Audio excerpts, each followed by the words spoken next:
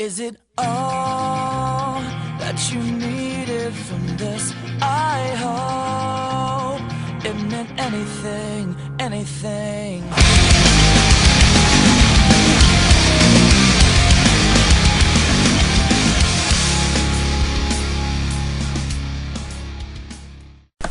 What's good, YouTube? Rayquaza2094 here with another monocolor battle against a opponent who actually has a copy of Bestow 5000's mono red team.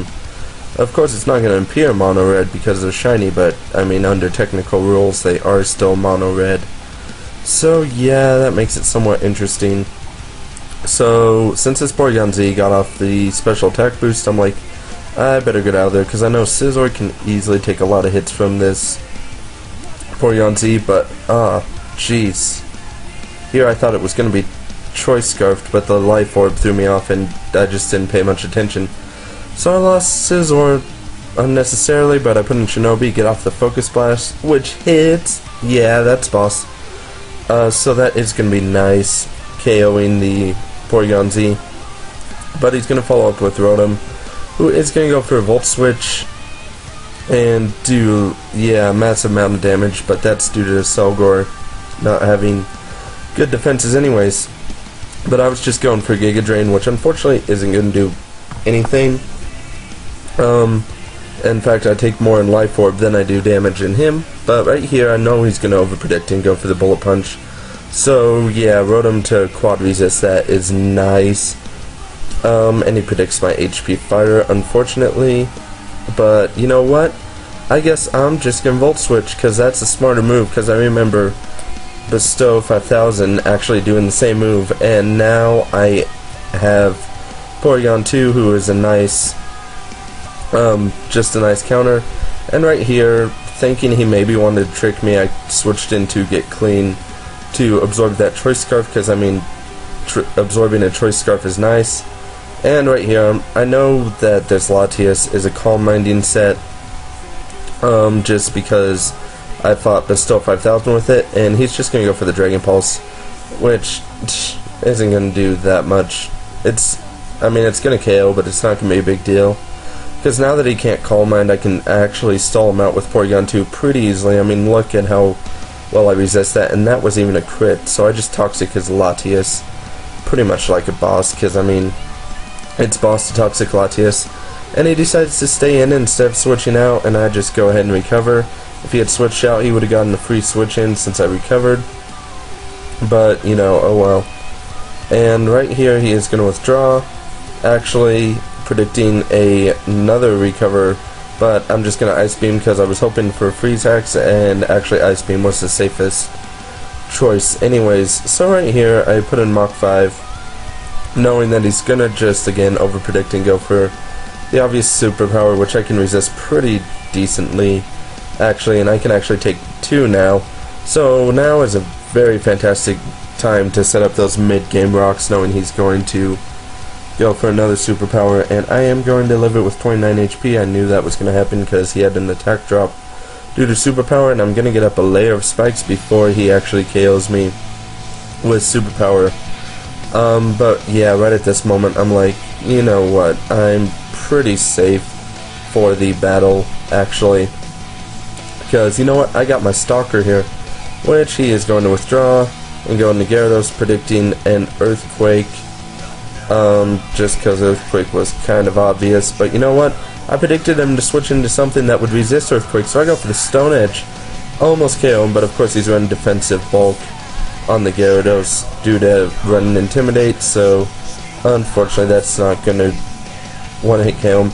So yeah, he puts in Rotom, and right here, pretty sure I'm going to be faster because I doubt he's running a plus speed nature. I just go for another Stone Edge, which he was arguing about the crit, but I know it didn't matter at that point due to Moxie.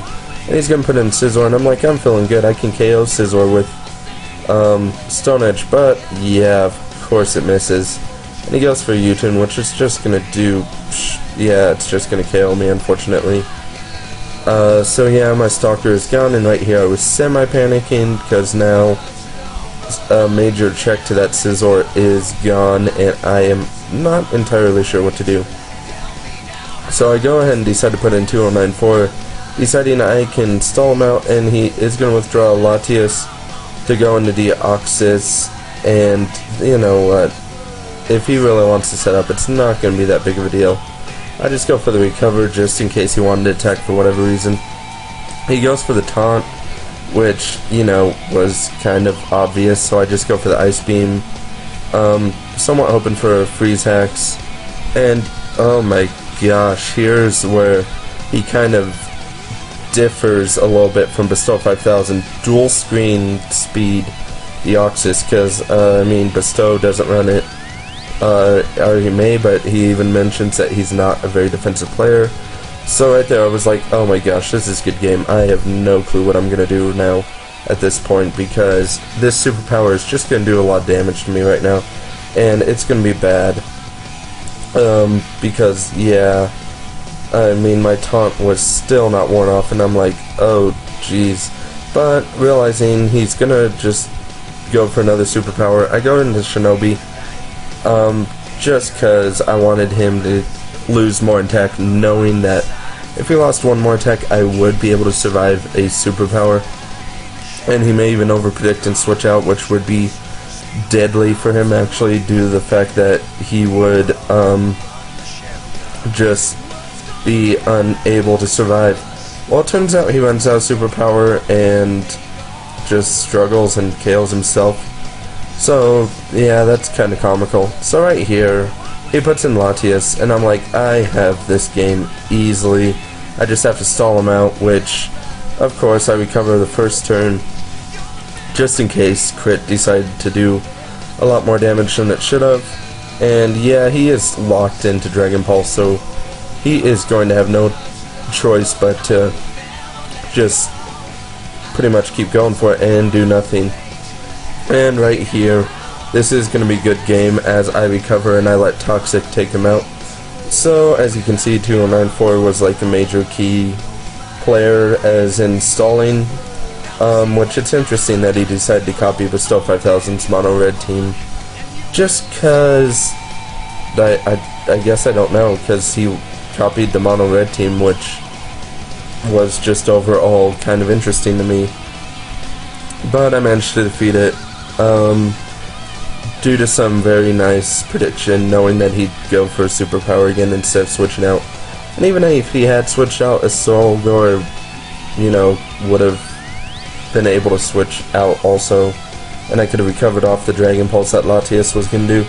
But it's not a big deal, so yeah, that's pretty much going to be all. Definitely like and favorite this video due to the fact that it was another double mono red team. I actually didn't expect him to bring a mono color team, truth be told, because I said, I'm bringing a mono color team, but you're welcome to do whatever you want. So that was interesting that he did, because it was a full mono color battle. But that is going to be all for this episode, so comment, like, and subscribe to see more of my videos if you really want to, and help me out. Thanks, and goodbye.